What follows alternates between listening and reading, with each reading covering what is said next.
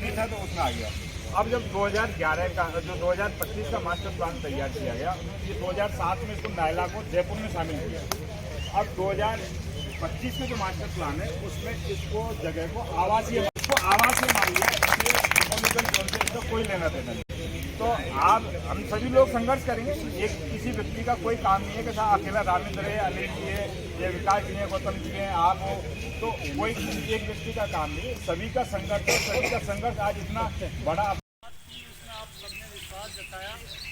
वैसे तो इन्होंने बहुत कुछ कह दिया, लेकिन मैं आपको गौतम जी बता रहे हैं, सबको पता है कि देखो मैं आपको निवेदन करूं, कोई भी योजना होती है, एक निवेदन सुनो आप, कोई भी योजना होती है, जेडीए की हो, हाउसिंग बोर्ड की हो, किसी की हो, नोटिंग चलती है सारी।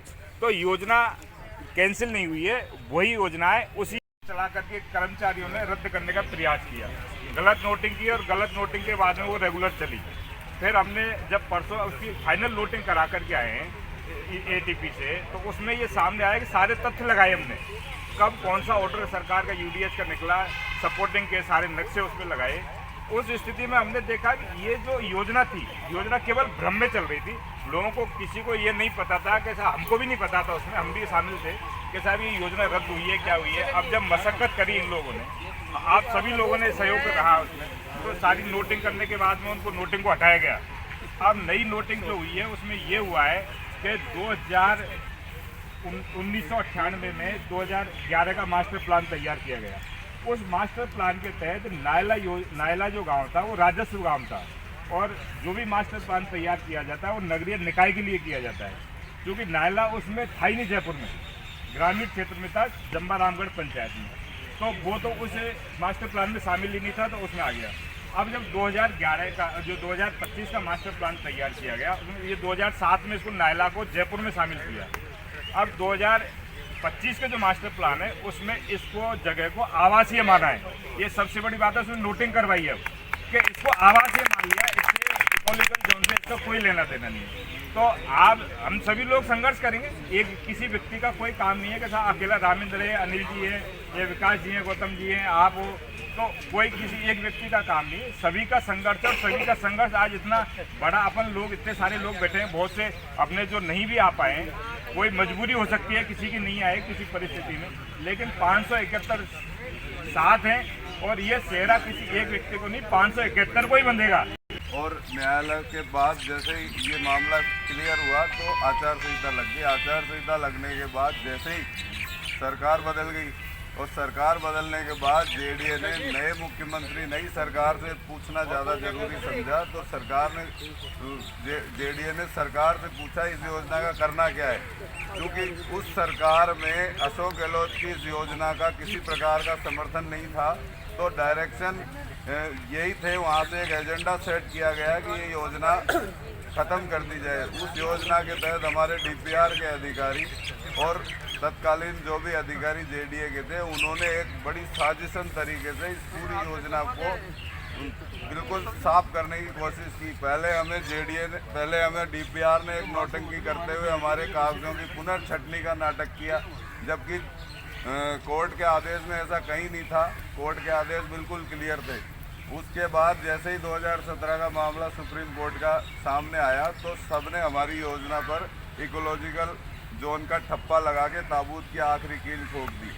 ये इकोलॉजिकल जोन वाला विषय जो जोन 13 का जो कार्यालय था वहीं से क्रिएट किया गया, ना तो उसको टाउन प्लानिंग में ना मास्टर प्लान सेक्शन में चेक किया गया। वहीं से बैठ के किसी ने एक कागज़ पर एक नोटिंग कर दी, जिसके अंदर ये लिखा गया कि नायला में इकोलॉजिकल जोन की वजह से नई योजना का सृजन संभव नहीं है, जो कि हमारे साथी जो जयमन साहब वगैरह कोर्ट से जीत के आए थे, उनको ज़मीन देने की बात थी। तो उस चक्कर में वो उनको जवाब देने के लिए लिख दिया गया, और उस लिखे हुए के आधार पे दैनिक भास्कर में भी एक बड़ी सारी खबर लगी कि ये योजना इकोलॉजिकल जोन में आने के कारण निरस्त कर दी गई। जबकि इतना होने के बाद फिर अधिकारियों ने उस फाइल को पूरा बंद करके पटक दिया। अब जो फाइलों को वापस देखा और town planning section, master plan section में जब चीज़ें गई, तो वहाँ चीज़ें देख के हर व्यक्ति ने कहा ये जो योजना तो बिल्कुल क्लियर है, आपको रोका किसने। हो चुका है, 10-10 हज़ार रुपये हमारा जमा है, और मामला तो सिर्फ एक खरीदने वाले और बेचने वाले के बीच का है। इसमें ना तो कोई पिछली कमेटियों का ना दोबारा छटनी इस तरह का कोई मामला नहीं बनता है। सीधा सख्त मामला है कि प्लॉट हमारा है, उसी के तहत हमने वहाँ तख्तियाँ गाड़ी और उसी के तहत हमने जेडीओ को कागज़ दिया कि आप हमारा 15 दिन में मांग पत्र जारी करें। 15 दिन का समय हमने दिया है। उसके बाद हम चाहें तो वहाँ मकान भी बना सकते हैं, हमको कोई रोक नहीं सकता है, क्योंकि लीगल में भी हम किसी से बात करें तो वो हमारा बहुत मजबूत आधार है। हमारा प्लॉट हमको मिल चुका है, वो प्लॉट हमारा है। इसलिए मैंने आज लिखा भी कि हम सब pink city press enclave Naila के बाशिंदे हैं, तो अब हमको उससे दूर नहीं किया जा सकता। प्रक्रिया चलेगी, मुख्यमंत्री तक फाइल जेडीए से जाएगी। मुख्यमंत्री जी की मंशा लगती है कि प्लॉट दिए जाए। वो पत्रकार हितेश जी, जब सब कुछ साफ है, तैयार चीज़ रखी हुई है, तो मुझे नहीं लगता उनको भी इस चीज़ में सहरा बांधने में कोई देर लगेगी।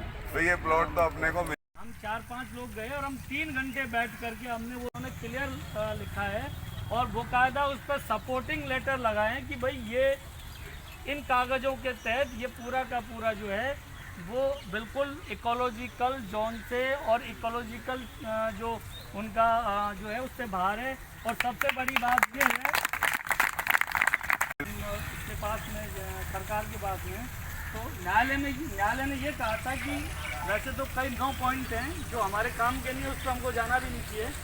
मूल पॉइंट ये था कि 2011 का मास्टर प्लान जो है वो सरकार लागू करे जयपुर के अंदर।